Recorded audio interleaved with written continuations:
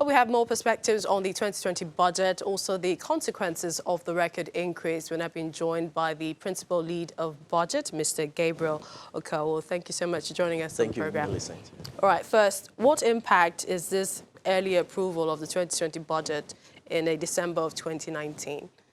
So this is like a good news or a step in the right direction.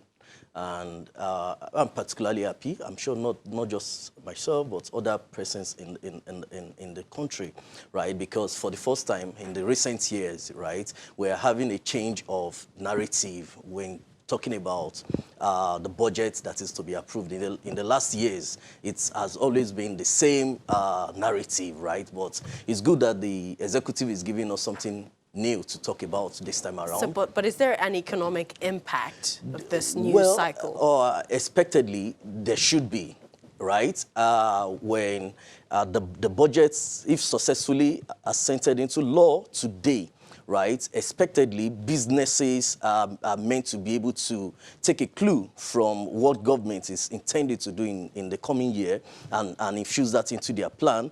Also, if we look at how it has been in the last years, right, for even the government, how well they've been able to implement the budget, especially when we talk about the other side of the budget now, the capital expenditure part of the budget, right, we are hoping that having the budget signed before entering into the new year 2020 should give us a better budget performance expectedly, and that in itself is going to bring an improvement on the livelihood and welfare of citizens. Let's look at a couple of things the budget has put up on your Twitter handle. You talked about the breakdown of inserted projects, which you say will cost the country 264 billion naira, and you've also said that the country is poised to spend more on vague, frivolous, self-enrichment projects that appear to be smuggled in by federal lawmakers.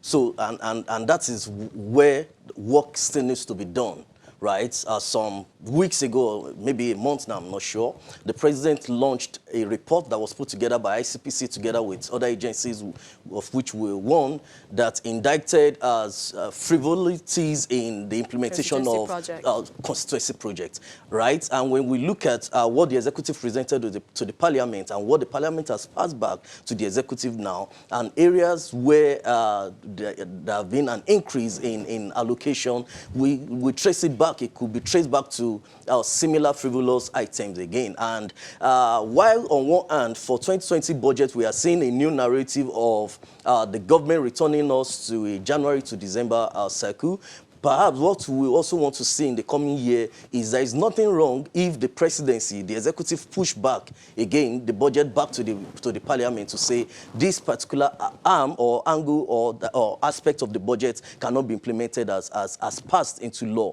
There should actually be such opportunity. It is not automatic that whatever the parliament passed is what the presidency will approve or sign into law. And when they did this increase, they mentioned that it was for interventions like national security, road infrastructure, health needs, and many others. So you're not convinced? No, we are not convinced, especially when you put that side by side with a report that came out to say certain agencies, especially agencies that are under office of the Secretary of the Federation, for example. You have SMEDA.